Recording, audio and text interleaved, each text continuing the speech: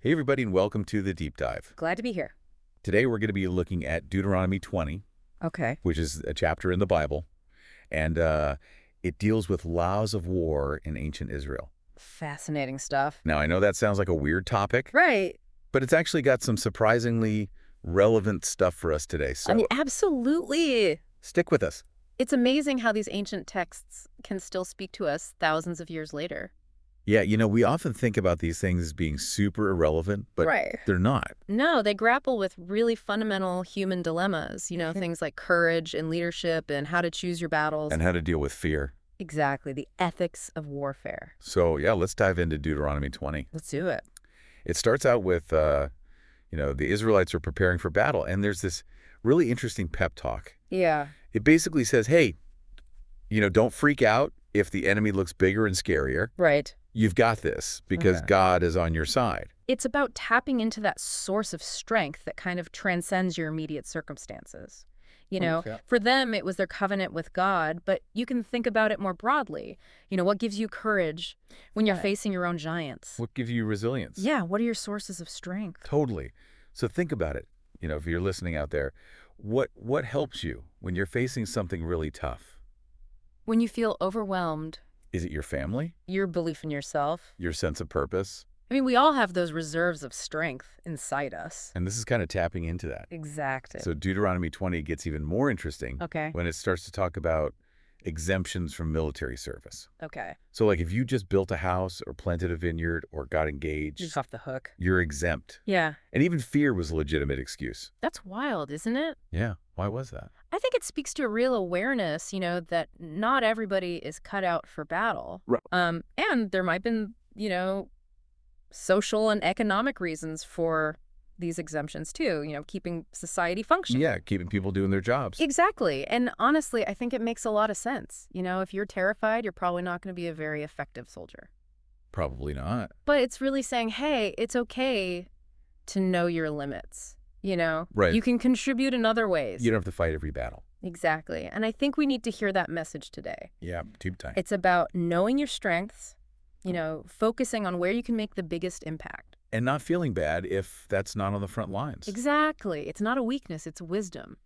So we've talked about individual anxieties, but Deuteronomy 20 also talks about how to engage with the enemy as a whole. Right? And you know what? Yeah. They're supposed to offer peace terms Before any fighting? before any fighting. Yeah. So they go to the city, they say, hey, Surrender peacefully. yeah, basically. And you can live. It's really fascinating to me that in the context of war, there's this emphasis on diplomacy.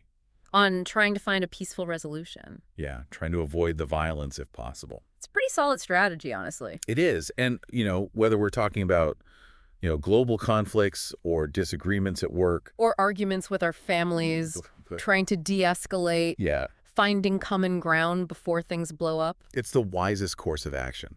Most of the time. So think about how you approach conflict. In your own life, What do you do to de-escalate things? what are your go-to strategies? Deuteronomy 20 reminds us that even when things are heated, Yeah, there's always room for dialogue. absolutely. And there's always that possibility of finding a path to peace.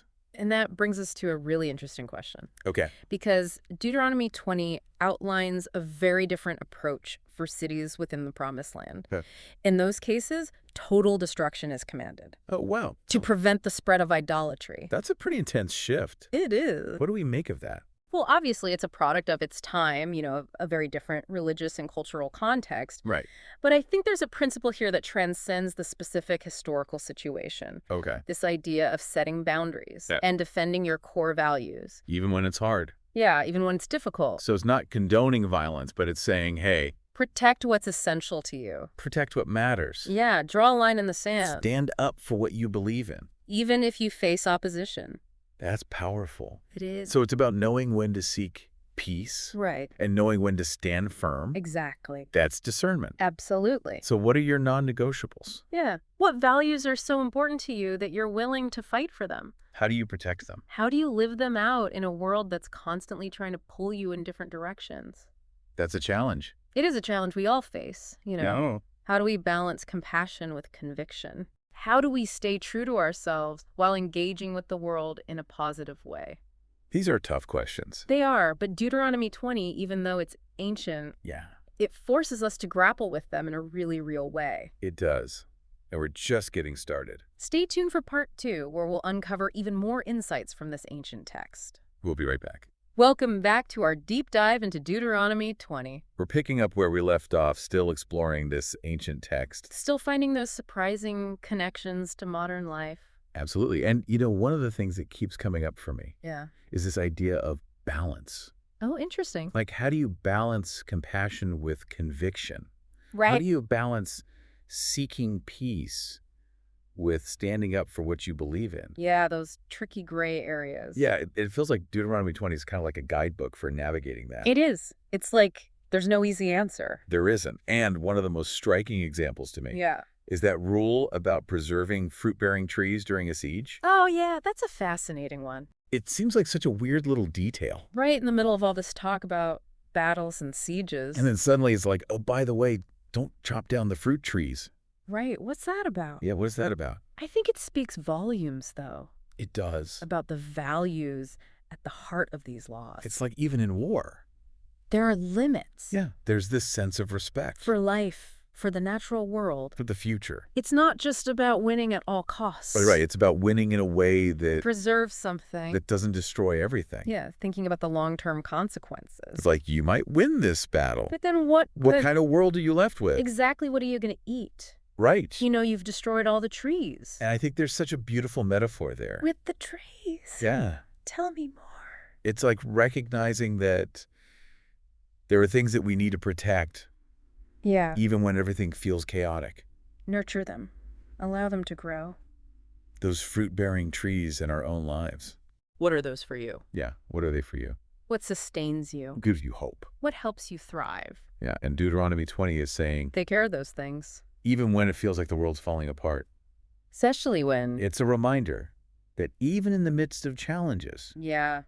we can still choose to focus on growth, on creation, I'm building a future. a future worth fighting for. Absolutely. And it's a call to be mindful of the resources that we're using. Yes, material and emotional. Yeah, not depleting them in a way that's going to harm us or others. In the long run. So if you're listening out there, Think about those fruit-bearing trees in your own life what are those things that bring you joy, that nourish your soul?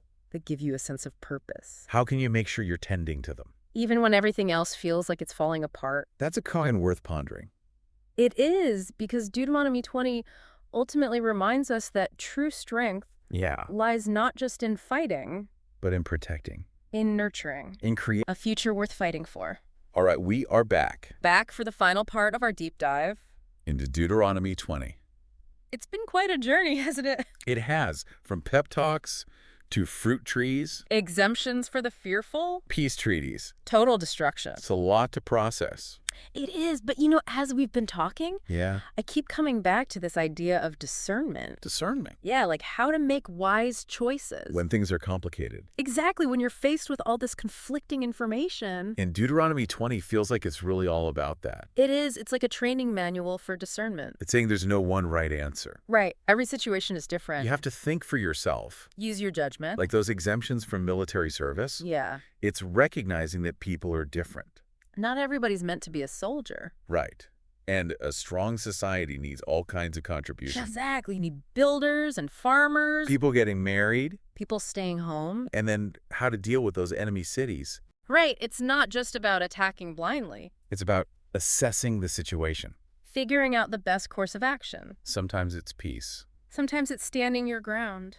Deuteronomy 20 is pushing us to think, To act wisely. but also compassionately. Absolutely. And even that rule about the trees. Yeah, what about it? It's like it's reminding us to think about the big picture. The long-term consequences. Our actions have ripple effects. We need to think about the future. Even in the middle of a conflict, Exactly. We're not just isolated individuals. our choices affect everyone. In everything. So how do we cultivate that kind of discernment In our own lives. in a world that's so noisy and confusing? It's a tough question. It is. I don't know if there's an easy answer. Me neither. But Deuteronomy 20 gives us some clues. It does. It's about finding sources of wisdom that we trust. Whether that's your intuition, A mentor, a spiritual tradition, nature. surround yourself with wisdom. Yeah, seek out different perspectives. And take time to reflect. Quiet the noise. Listen to that inner voice. That's where discernment comes from. It's a lifelong practice. As we wrap up this deep dive. I'm really struck by the power of these ancient texts. Me too. They remind us that the human experience is timeless, We're still asking the same questions. about courage and compassion and how to live a meaningful life. And these texts offer guidance.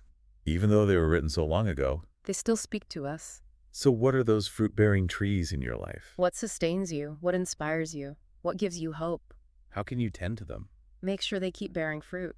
For years to come. Thanks for joining us. We'll see you next time.